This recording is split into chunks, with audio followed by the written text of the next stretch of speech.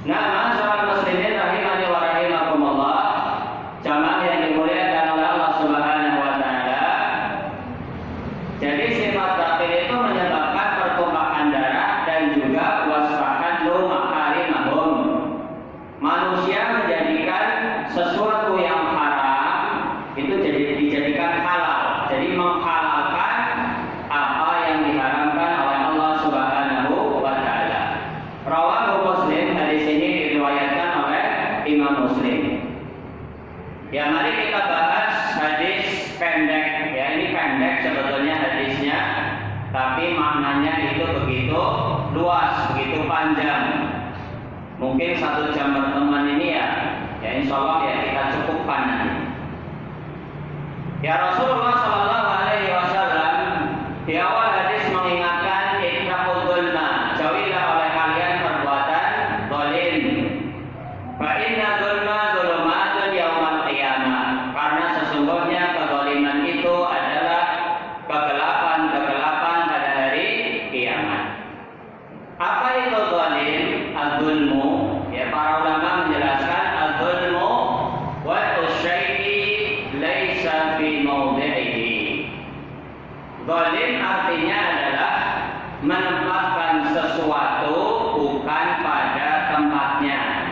Ya, menempatkan sesuatu bukan pada tempatnya. Itu zalim. Ya, ini secara bahasa dan juga secara istilah ya. Ya, kalau kita lihat secara bahasa misalnya begini, menempatkan sesuatu bukan pada tempatnya. Misalnya sabun cuci, rinso misalnya ya. Itu harusnya digunakan untuk apa? Ya, untuk pakaian rinso. Tapi digunakan untuk apa? Mandi misalnya. Rasanya gimana? Ya panas banget karena soda apinya tinggi. Ya. Sabun cuci pakaian, ya, deterjen untuk cuci pakaian. Ini digunakan untuk mandi, untuk kulit, ya. Pakaian yang tebal yang kasar disamakan dengan kulit yang halus tipis. Ya. Ini namanya zalim.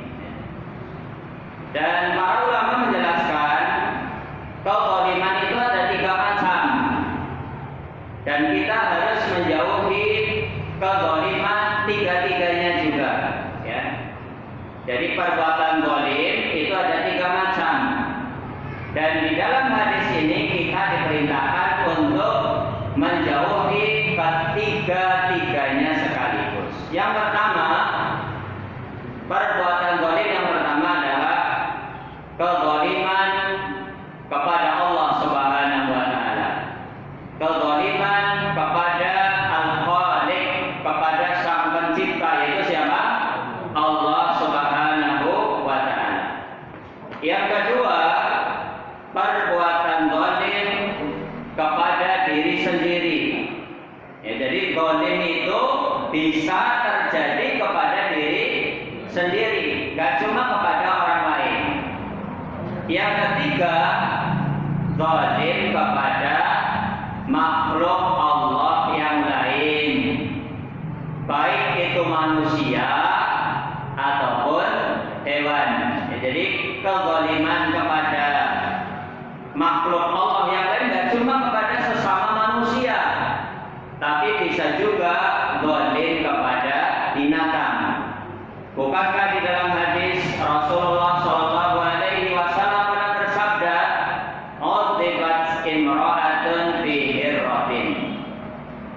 Ada seorang wanita, dia diazab di neraka gara-gara seekor kucing.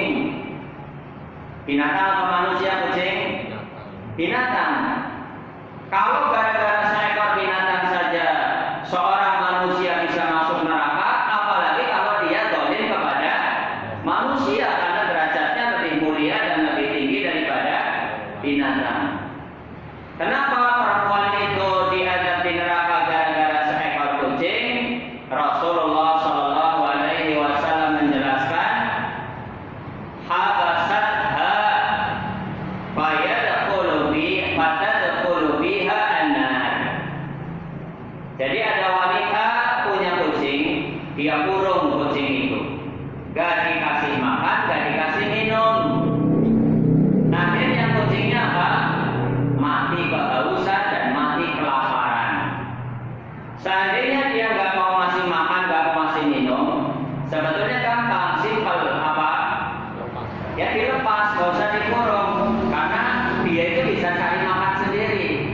bisa saling minum sendiri. Buktinya apa?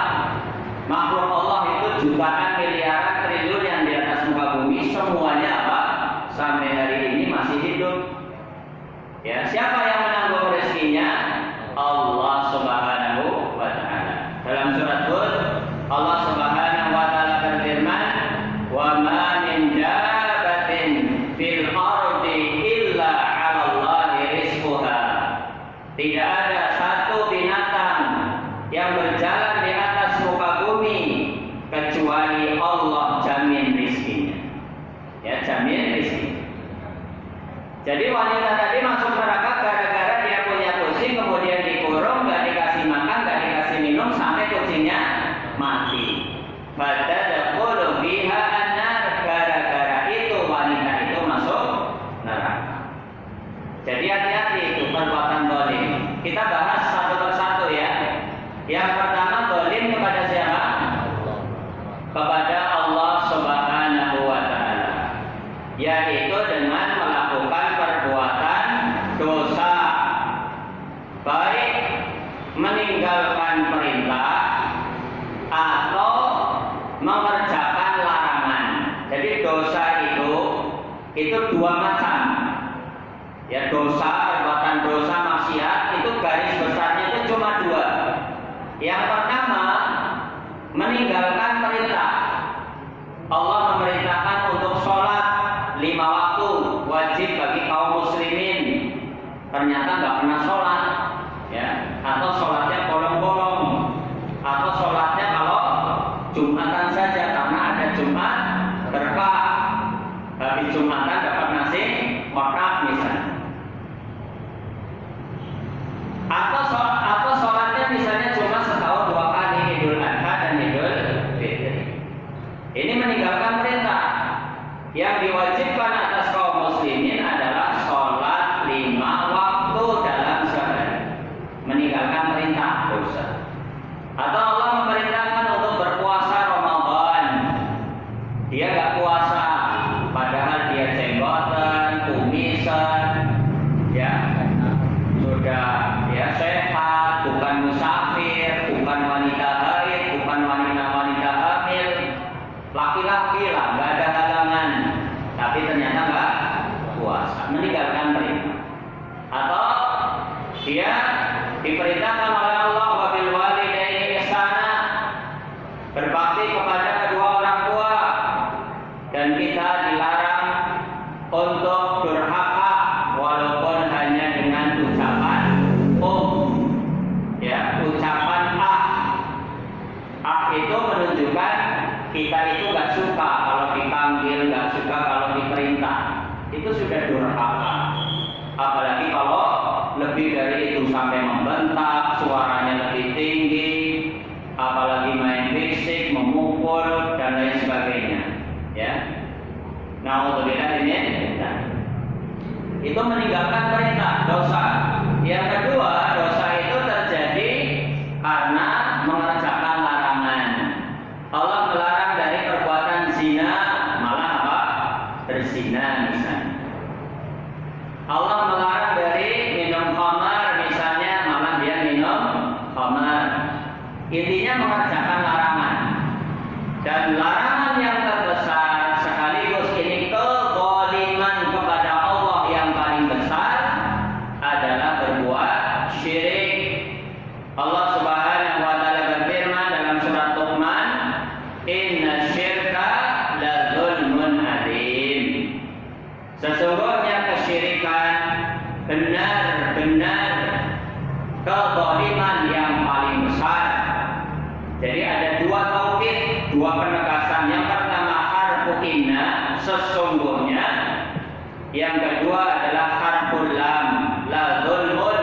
Lam di situ artinya benar-benar. Dan saya ingin meluruskan pemahaman kaum muslimin tentang syirik. Pemahaman yang banyak dianut oleh kaum muslimin, mereka meyakini yang namanya syirik kalau meyakini ada pencipta selain Allah. Keyakinan kaum muslimin tentang syirik adalah apa? Meyakini ada pencipta selain Allah. ini salah. Yang benar adalah syirik itu mempersembahkan salah satu ibadah kepada selain Allah. Apa bedanya? Kalau yang pertama meyakini ada pencipta selain Allah, betul itu syirik, tapi lebih luas dari itu. Karena kalau kita meyakini syirik itu hanya meyakini ada pencipta selain Allah, akhirnya orang itu punya keyakinan. Keyakinannya apa? Minta kepada kuburan, berarti bukan syirik, karena saya masih meyakini Allah sebagai pencipta. Tidak ada pencipta selain Allah, saya meyakini itu, berarti saya tidak syirik. Padahal berdoa, meminta kepada penghuni kubur itu termasuk kesyirikan, karena doa bukan ibadah. Doa itu ibadah, kata Nabi Shallallahu Alaihi Wasallam. Mempersembahkan ibadah kepada selain Allah itulah namanya syirik. Sebagaimana orang Quraisy dahulu, mereka menjadikan orang-orang soleh yang sudah meninggal, termasuk juga umatnya Nabi Nuh. Orang-orang yang soleh yang sudah meninggal dunia itu dijadikan perantara atau wasilah. Ya, ketika ditegur oleh Rasulullah Shallallahu Alaihi Wasallam, kalau kalian mau berdoa meminta langsung kepada Allah. Wa idza sa'alaka ibadi anni fa inni qarib. Dan jika hamba-hambaku bertanya tentang diriku, jawab wahai Muhammad, fa inni qarib. Sesungguhnya aku adalah dekat. Ujibu da'watad da'i idza da'an. Aku akan mengabulkan doa orang-orang yang berdoa kepadaku. Jadi doa itu langsung, minta itu langsung kepada Allah. Gak butuh perantara, walaupun orang soleh yang sudah mati. Baik itu wali, ya, habib, kiai, ustadz, sunan, nabi, siapapun gak boleh dijadikan perantara ketika kita berdoa meminta kepada Allah Subhanahu wa Ta'ala. Ketika orang-orang Quraisy ditegur oleh Nabi Muhammad, jawab mereka apa? Ini diabadikan dalam surat Az-Zumar ayat 2 dan 3, diabadikan jawaban orang musyrikin. Orang-orang musyrik menjawab, "Ma na'buduhum." Muhammad, kami itu enggak menyembah mereka, kami enggak menyembah wali-wali yang sudah mati itu, kami enggak menyembah mereka. Ma na'buduhum illa liyuqarribuna ilallahi zulfa. Nanti dibuka ya, surat Az-Zumar ayat 2 dan 3. Ayat 2-nya itu di akhir, 3-nya nanti di awal. Kami menjadikan wali-wali yang sudah meninggal itu sebagai wasilah, sebagai perantara untuk mendekatkan diri kepada Allah dengan sedekat-dekatnya. Karena mereka orang istimewa, orang soleh, punya kedudukan di sisi Allah, lebih dekat kepada Allah. Kita itu orang yang kotor, banyak dosa, jadi kita menjadikan mereka itu perantara. Inilah hakikat kesyirikan. Yang namanya tauhid, ya, itu adalah langsung minta kepada Allah, berdoa langsung kepada